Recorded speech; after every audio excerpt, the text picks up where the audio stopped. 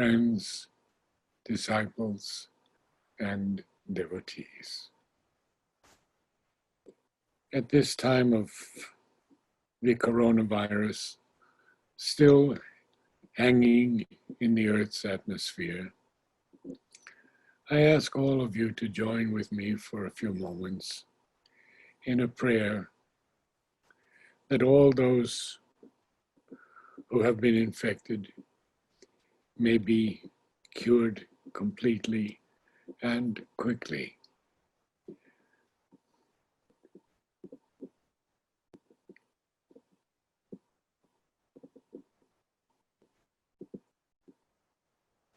Today I share with you on Sri Aurobindo's birthday this powerfully illuminating passage from his Life Divine.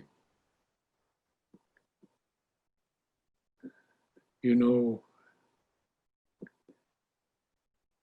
in my experiences with Sri Aurobindo, I cannot but call him Lord. He has given us so much.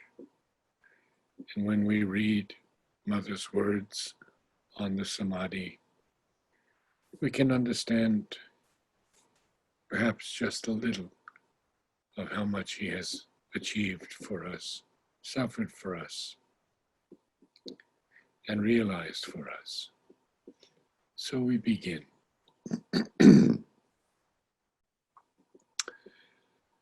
The supraterrestrial existence is also a truth of being, for the material is not the only plane of our existence. Other planes of consciousness there are to which we can attain, and which have already their hidden links with us, not to reach up to whatever greater regions of the soul are open to us, not to have the experience of them, not to know and manifest their law in ourselves, is to fall short of the height and fullness of our being. But worlds of a higher consciousness are not the only possible scene and habitation of the perfected soul. Nor can we find in any unchanging typal world the final or total sense of the Spirit's self-expression in the cosmos, the material world, this earth. This human life are part of the Spirit's self-expression and have their divine possibility. That possibility is evolutionary, and it contains the possibilities of all the other worlds in it. Unrealized, but realizable.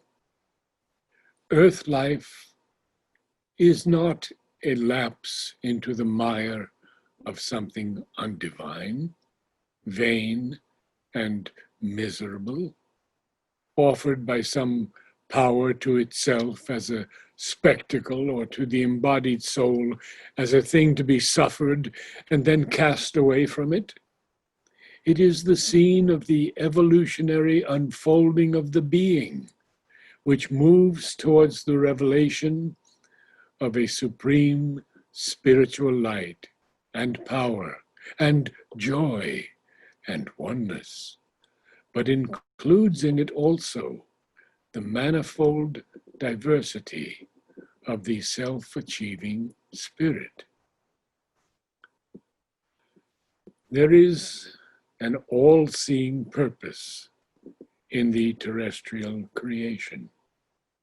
A divine plan is working itself out through its contradictions and perplexities, which are a sign of the many-sided achievement towards which are being led the soul's growth and the endeavor of nature.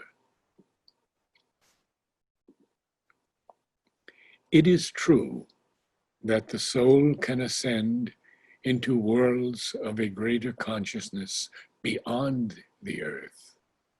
But it is also true that the power of these worlds, the power of a greater consciousness, has to develop itself here. The embodiment of the soul is the means for that embodiment. All the higher powers of consciousness exist because they are powers of the supreme reality. Our terrestrial being has also the same truth.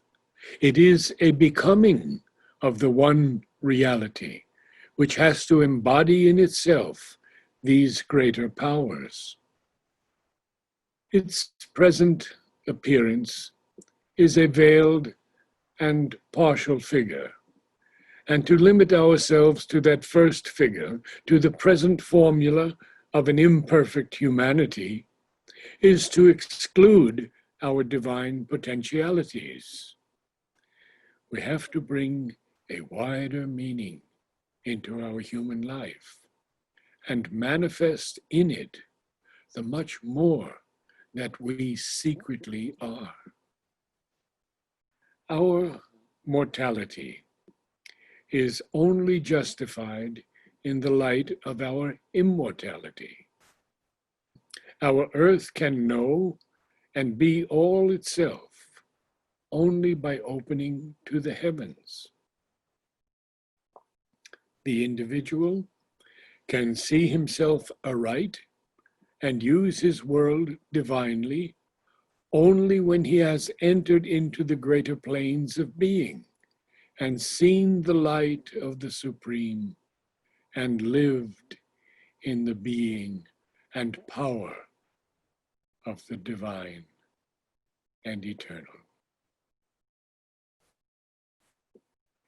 An integration of this kind would not be possible if a spiritual evolution were not the sense of our birth and terrestrial existence. The evolution of mind, life, and spirit in matter is the sign that this integration, this completed manifestation of a secret self contained in it, is its significance. A complete involution of all that the spirit is, and its evolutionary self-unfolding are the double term of our material existence. There is a possibility of self-expression by an always unveiled, luminous development of the being. A possibility also of various expression in perfect types, fixed and complete in their own nature. That is the principle of becoming in the higher worlds. They are typal and not evolutionary in their life principle. They exist, each in its own perfection, but within the limits of a stationary world formula. But there is also a possibility of self-expression by self-finding, a deployment which takes the form and goes through the progression of a self-veiling and an adventure of self-recovery. That is the principle of becoming in this universe, of which an involution of consciousness and concealment of the spirit in matter is the first appearance. An involution of spirit in the inconscience is the beginning. An evolution in the ignorance, with its play of the possibilities of a partial developing knowledge, is the middle, and the cause of the anomalies of our present nature.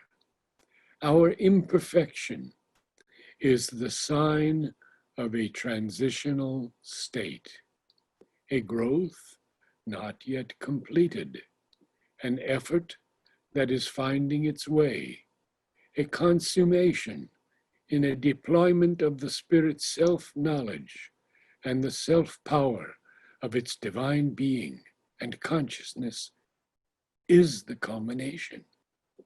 These are the three stages of the Spirit's progressive self-expression in life.